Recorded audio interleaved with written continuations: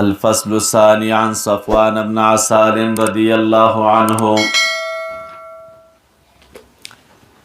د صفوان ابن عسال رضی الله عنه نه روایت دی قال قال يهودي لصاحبه، یو يهودي خپل ملګری ته ویل اذهب بنا الى هذا النبي، معبوز دی پیغمبر تو دی نبی تا. فقال له صاحبه، دا بل ملګری ورته ویل لا تقل نبينا، تاسې مو وایئ چې دی پیغمبر ته مې بوزولې. فانه لو سمعك وجدا د کده ستا دغه وینا واوري چې تا دته نبی وویلې، نو لکان له 4 اعین، نو د ده دپاره به څه شی شي؟ 4 سترګې شي. مثال داسې جوړېږي کله سړی د خوشحالي خبره اوري که نه، خلک وایي 2 سترګې مې 4 شوې. نو که ستا د خولې نه دا واوري چې وایي دغې نبي ته مې بوزه، نو د ده دپاره به وایي څه شی شي؟ 4 سترګې شي. دا د دوی راته نبی ویلې. فاتیا رسول الله صلی الله علیه وسلم، نبی علیہ السلام ته راغلل. فسألاه، د دوانو پوښتنې وکړې د نبی علیہ السلام نه عن 9 آیات بینات، د هغې 9 ښکاره معجزو په باره کې. هغه 9 ښکاره معجزې کومې کومې وې؟ فقال رسول الله صلی الله علیه وسلم، نبی علیہ السلام او فرمایل لا تشرکو بالله شیئا، برخې والا مو جوړوئ د الله تعالی سره هېڅ شی هما. ولا تسرقو، غلا مه کوئ او زنا مه کوئ او مه وژنئ نفس هغه حرم الله چې الله تعالی حرام کړی دی هغې لره الا بالحق. ولا تمشو ببریء، او مه وړئ تاسو یو بری سړی الی ذي سلطان، غلبې والا شخص ته، لیقتله، دې دپاره چې قتل کړي د لره. او سحر مه کوئ او سود مه خورئ او بدنامه مه لګوئ په یو پاک دامنې زنانه باندې. او کښا ماړوئ دپاره د تیښتې په ورځ د جنګ. وعلیکم، په تاسو باندې خاصتا الیهودا، هغه دا ده چې الله تعددو فی السبت، په خالی ورځ کې تاسو چې دی ښکار او تجاوز مه کوئ. کله چې دا خبرې نبی علیہ السلام ورته وکړې، نو فقبل یدیه ورجلیه، د دواړو د نبی علیہ السلام لاسونه مبارکه مښکل کړل او خپې مبارکې مو ورته ښکلې کړلې. وقال، او بیا وویل ورته نشهد انک نبیون، موږ په دې خبره باندې ګواهي کوو چې ته د الله تعالی نبی او د الله تعالی پیغمبر یې. ګواهي مو په دې ده چې د الله تعالی پیغمبر یې. قال فما يمنعكم ان تتبعوني، هر کله چې داسې ده نو ښه نو زما تابعدارۍ نه څه شي منع کړي یی؟ قال، دې دواړو ویل چې ان داود علیه السلام، داود علیه السلام دعا کړې و خپل رب ته چې همیشه به یې د اولاد نه پیغمبر، او موږ یریږو که موږ تا پسې روان شو نو یهود به مو قتل کړي. دا 2 عذرونه لرو، د دې وجې نه موږ ستا تابعداري نه کوو. مناسبت د حدیث خو د کبایرو سره مولوي صاحبانو څه شی دی څرګند چې دا کوم ګناهونه ذکر شول، قتل د نفس دی، لا تمشو ببریء وغیره، دا څه شی دي؟ کبیره ګناهونه دي.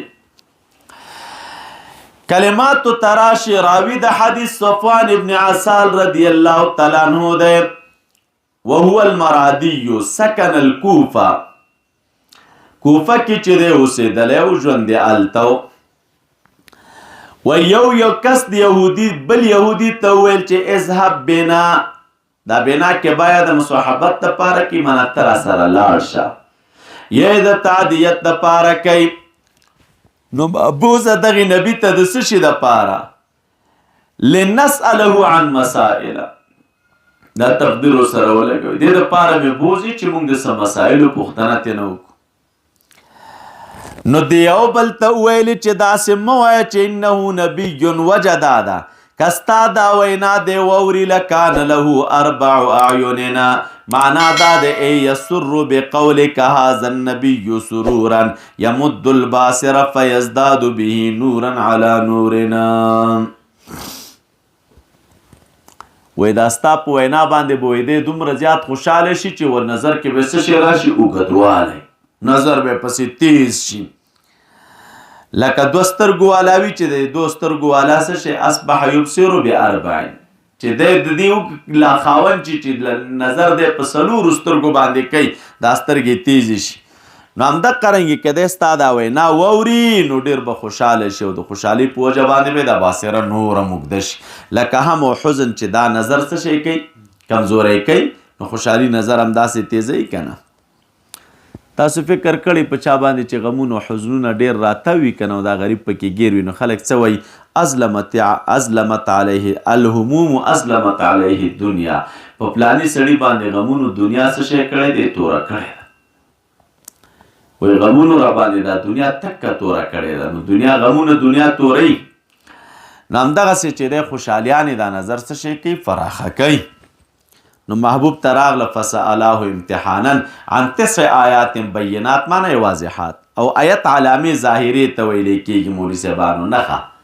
مخکې مې درته ویلي محسوساتو کې هم استعمالیږي که علامت الطریق او معقولاتو کې هم استعمالیږي که الحکم الواضح والمسألة الواضحه یو واضحه مسله نو دې ته چې دی څه شی ویلی کېږي آیت او معجزې ته آیت ویلی کېږي مولي صاحبانو وجه دا ده ځکه دا هم یوه نښه ده که نه هر جمله دالتون علی حکم من احکام الله تعالی مراد د معجزاتو نه مولي صاحبانو بیناتو نه په دې ځای کې خو معجزات 9 دي چې هغه عصا ده ید دی طوفان دی جراد دی قمل ضفادع دم سنون او دغه رنګې نقص من الثمرات یو قول پکې دا دی نو بیا دا چې راغله مولي صاحبانو لا تشرکو دا کلام مستانف دی عقیب الجواب یعنی خلاصه دا ده چې هغه 9 معجزې ورته نبي علیه السلام بیان کړي وي د هغې نه وروسته یې ورته دا ویلې چې لا تشرکو بالله شیئا هغې بیان کړي ورته قرآن کریم کې ذکر دی نو ته به وایي چې راوي دا جواب ولې نه دی ذکر کړی د محبوب چې دوی د 9 معجزو باره کې پوښتنه وکړله وایي جواب یې ځکه نه دی ذکر کړی استغناء بما فی القرآن او بغیرې قرآن شریف کې هغه ذکر دی نو څرګند دی محبوب بیان نه کړلی دی ذکر راوي محبوب بیان کړي راوي نه دی ذکر کړي او یا تر احکام عامه مراد دي چې شامل دي چا لره ملل ثابته ولره فی کل شرایع هغه ټول ملل چې په ټولو شریعتونو کې وه یا د هغې بیان غرض وه او بیا خاص کر وره ټول نبی علیه السلام بیان کړل دا چې ویلي علیکم خاصتا نو دا حکم مستانف دی زائد دی په جواب باندې نو دی ځان ته ذکر کړه چې ګورې یهودو ستاسو په باره کې مرز د خالي وه نو علیکم خاصتا دا چې راغله لا تسرقوا لا تزنوا لا تقتلوا النفس التي حرم الله الا بالحق لا تمشوا ببريء وغير ذلك ببريء معنی بمبترئ من الاسم او الى ذي سلطان ذي سلطان نه مراد د غلبې والا دی چې دله رسه شي کې لیقتله معنی کې لا یقتله او سحر مکوي ولا تاکل الربا او په پاک دامنې باندې څه شی ملګوي داغ ملګوي نو علیکم خاصتا په تاسو باندې لازم د الیهود دا منصوب دی علی التحزیز والتفسیر انی الیهود نو یا دا ده او یا دا معنی یکون خاصتا بمعنی خصوصا او یهود چې دی دا مفعول چې د پاره د فعل اخص الیهود خصوصا زه خاص کوم یهودو لره خاص کول په دې خبره باندې چې الله تعالی فی سبت چې تاسو به څه شی نه کوئ تجاوز نه کوئ په ورځ د خالق دا فقبل یدیه ورجلیه چې راغلی مولي صاحبانو په دې کې تقبیل الیدین ورجلین څه شی کېږي ثابت لاسونه ښکلول خپې ښکلول دا جایز یو وخت کې ملا صاحب ته دا حدیث ما ویلی وی دا خو د یهودو عمل نو ما ورته ویل چې دې ته مه ګوره چې عمل د یهودو دې ته وګوره چې دا کار یې کړی د چا سره دی دا لاس ښکل شوی د چا دی دې ځینې استدلال کوو نو که چېرته لاس ښکلول او خپې ښکلول دی او چا شرک وی نو نبي علیه السلام خو رب العالمین دنیا ته دپاره د چا رالیږلی د دې چې هغه معلم د شرک ځایله کړي نو بیا دوی ته یې ولې نه ویل چې دا کوم کار تاسې وکړه دا ناروا دی د نورو نارواونه یې منع کوي دا به نه کوي دا به نه کوي دا به نه کوي چې لاسونه خپې ښکلوي بیا ورته هېڅ شی هم نه وایي خو دې نه دا معلومیږي مولوي صاحبانو چې لاسونه خپې ښکلول څه شی دي دا جایز دي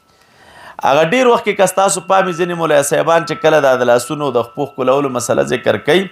نو هغه غریبانان د خپلې کمزورۍ نه بیا داسې وایي چې هلکه دلته ځینو روایاتو کې راغلي انحنا نه منه راغلی ده چې تاسو به انحنا نه کوئ نو چونکې هغه ذهنونه د دوی رسېږي نه نو بیا دې ځای کې تعبیر داسې کوي وایي بس لاسونه ښکلول هم حدیثو کې راغلي دي نو تاسو چې د چا لاسونه ښکلوئ وایي کوشش دی هغه څوک وکړي چې د چا لاسونه ښکلېږي چې دی خپل لاس جګ کړي چې دا د بل ورته سر ټیټ نه شي او یا وایي څوک چې د چا لاس کولی نو دی دې کوشش وکړي چې دا د سر ټیټ نه کړي بلکې دا د سړي لاس دې ځان ته راجګ کړي. اکثره خلک داسې کوي چا سر لاس میلاوي لاس بار راوچت کړي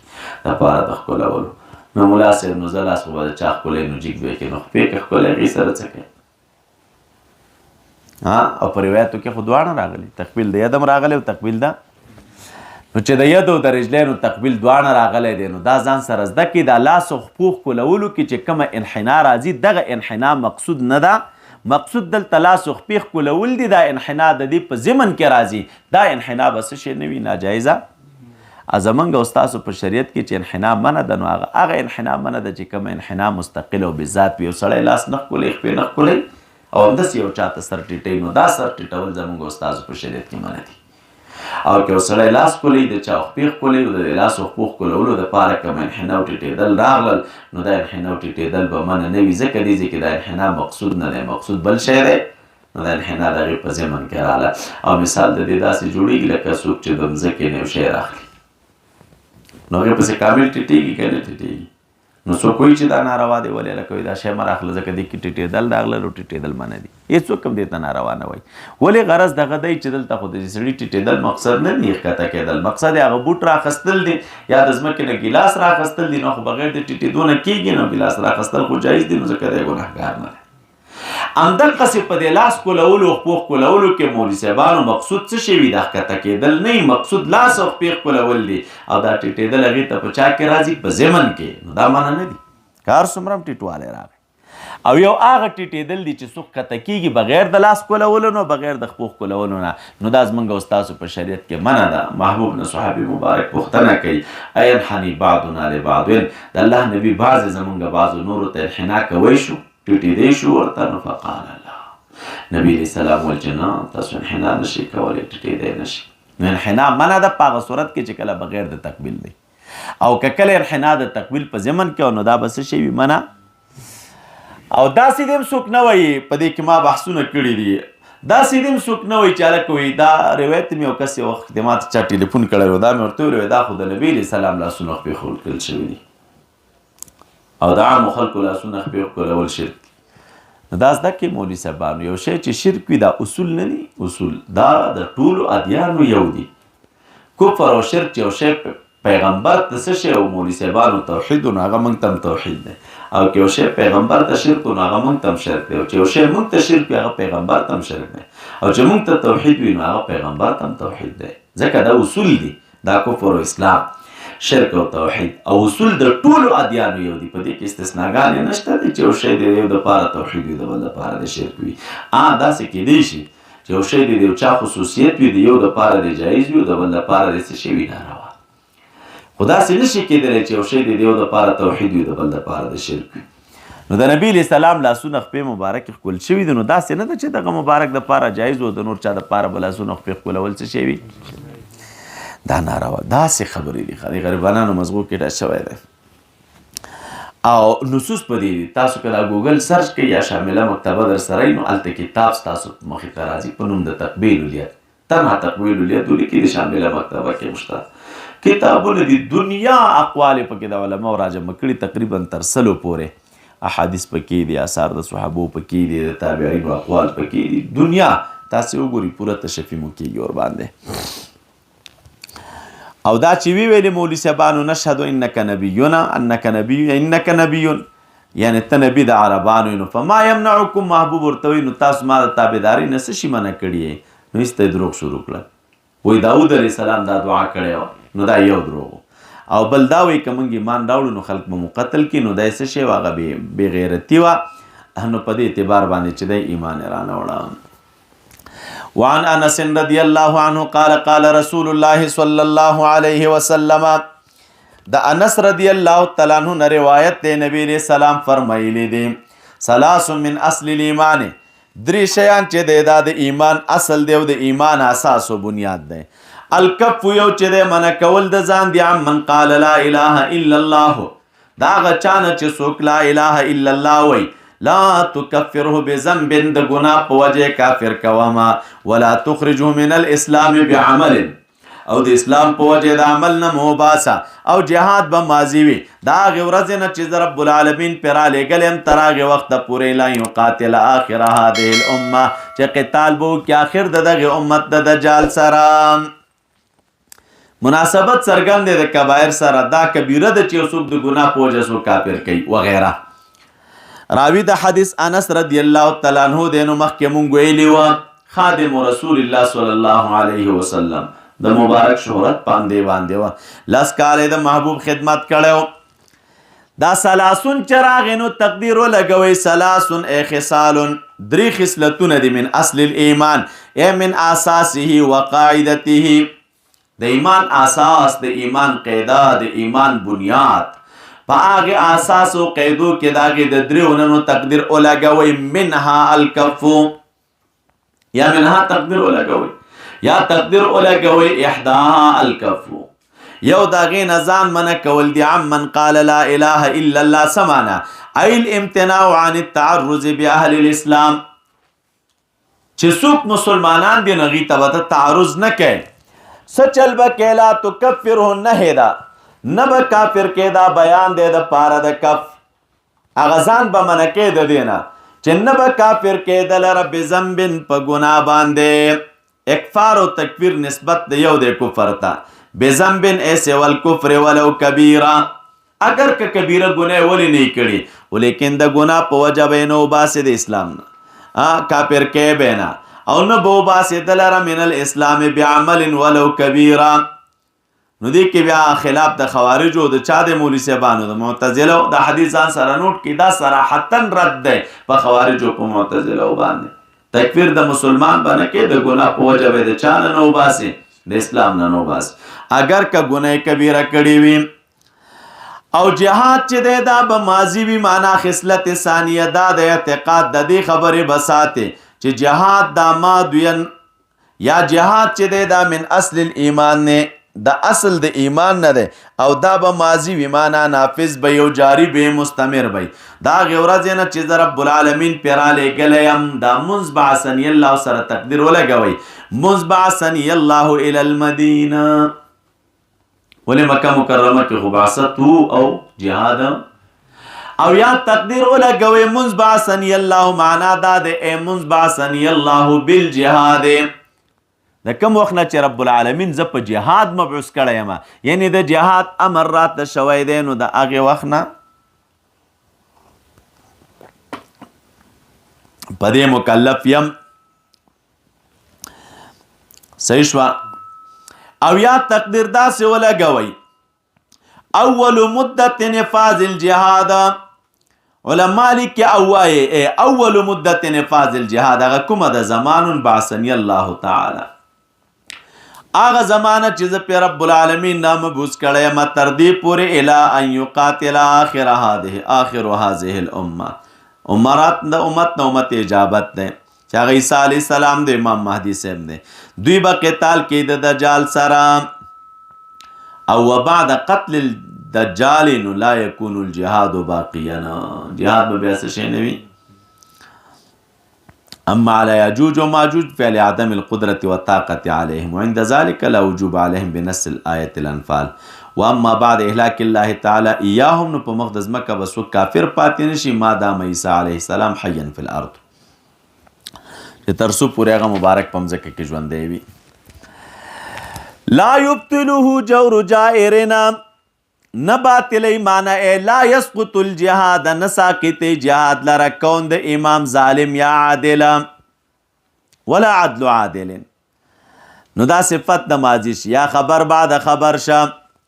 یو بل روایت کې بیا دا راځي الجهاد واجب علیکم مع کل امیر برا کان او فاجرا یعنی څوک د دا باندې ځان ته نه جوړي چې فلان امام څه شی دی عادل نه دی او ظالم دی او دغه په قیادت کې څه شی نه کوم نو لا یبطلوه معنا لا یسقطوه نه ساقطي جهاد لره عدل د عادل او یا ظلم د چا د ظالم اول ایمان بالاقدار ایمان چې دی دا په چا باندې دی خصلت ثالث دا دی چې ایمان بالاقدار دی من اصل الایمان یعنی بان جميع ما یجري فی العالم هو من قضاء الله وقدره نو دا درې شیان من اصول الایمان دی په دې کې بیا رد دی په معتزله باندې ځکه دوی بنده ته قدرت مستقله ثابتې د پاره د ایجاد د معصیت.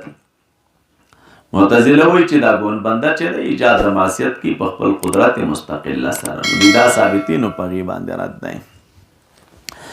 وعن ابي هريره رضي الله عنه قال قال رسول الله صلى الله عليه وسلم نبی علیہ السلام فرمای چې کله زنا وکي او بندا خرج منه الايمان دغه ایمان اوزي